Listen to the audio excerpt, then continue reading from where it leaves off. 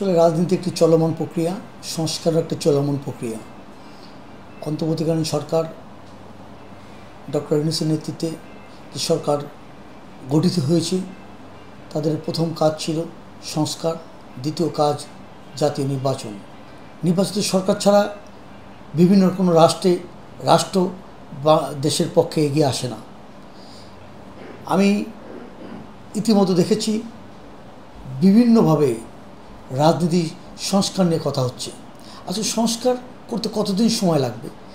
কোন কোন খাতে সংস্কার করেছেন, কোন কোন খাতে সংস্কার করার প্রয়োজন, সেটা তো জাতির কাছে যদি পরিষ্কার করা হয়, সেটা আসলে রাজনীতিভাবে যারা রাজনীতিবিদ তাদেরও মাথায় একটি পরিষ্কারভাবে আসে যে অতদিন সংস্কার করতে লাগবে।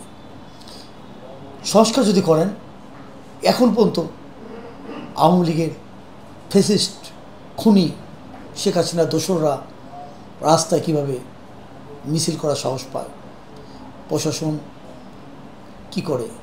গতকাল দেখেছি উত্তরায় পুলিশের সহযোগিতায় আওয়ামী লীগ সন্ত্রাসীরা, ওই পতিত শেখ হাসিনা দোসররা ঢাকার রাজধানীতে মিছিল করেছে। সেই মিছিল করার সাহস থেকে আসে?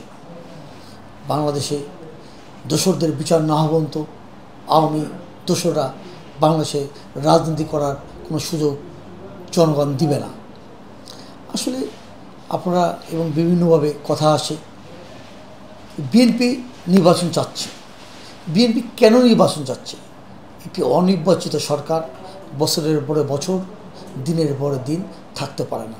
বিএনপি ক্ষমতা আসতে চাচ্ছে না। বিএনপি চাচ্ছে বাংলাদেশে অবাধ সুষ্ঠু একটি নির্বাচন। সেই নির্বাচনে যেই ক্ষমতা আসুক বিএনপি স্বাগত জানাবে।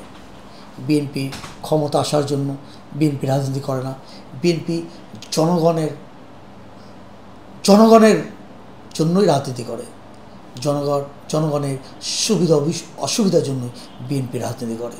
আমি বলবো, এখনও সেই গোয়েন্দা সংস্থা, বিভিন্ন সংস্থায়, সচিবালয়ে, পুলিশে, এসবিতে, ডিবিতে এখনও পর্যন্ত সেই আওয়ামী দোসরের সহযোগিতা রয়ে গেছে।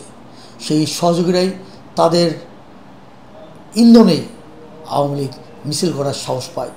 আমি অবিলম্বে স্বরাষ্ট্রমন্ত্রীকে আহ্বান জানাবো, আইন শৃঙ্খলা শক্তভাবে দমন করার ব্যবস্থা করুন। না হলে এই ফ্যাসিস্টরা আবার মাথা উঁচু করে দাঁড়ানোর চেষ্টা করবে। তাহলে দেশে আবার একটি বিশৃঙ্খলা সৃষ্টি হওয়ার